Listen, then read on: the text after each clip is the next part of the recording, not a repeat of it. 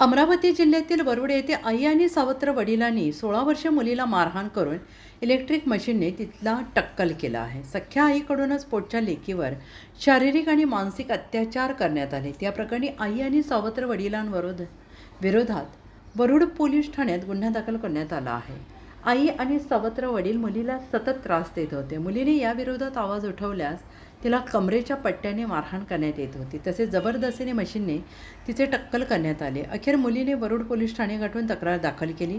पोलिसांनी आई आणि सावत्र वडिलांविरोधात गुन्हा नोंदवून मुलीला शासकीय वसतिगृहात दाखल केला आहे. आम्ही API Jadhav police station Warud येथीलच मिरची प्लॉट येथे राहणारे पीडिता एक अल्पवयीन मुलगी आहे. तिचं वय अंदाजे 16 वर्ष.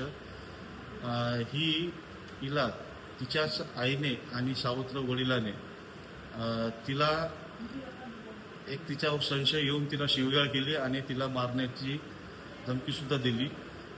तसेच आम्ही सदर मुलीला बाल संरक्षण गृह अमरावतीत दाखल केले आणि दिनांक 21/4/2026 रोजी सदर पीडिताच्या बयानावरून तिची आई आणि आरोपी क्रमांक 1 व 2 यांच्या विरुद्ध पोलीस वरुड येथे गुन्हा नोंद केला आहे.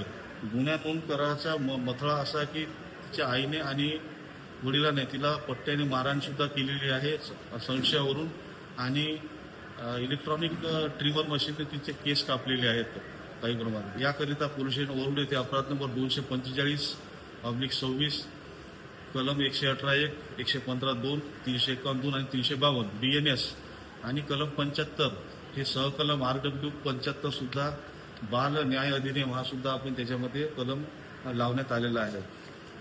पीडिता हिला ह्या गुन्ह्याचा तपास पोहपणी श्रीमती पूजा माळी मॅडम ह्या करत आहेत. काल आरोपितांना आम्ही अटक केलेली आहे. तसेच प्रतिबंधक कारवाई सुद्धा करण्यात आलेली आहे.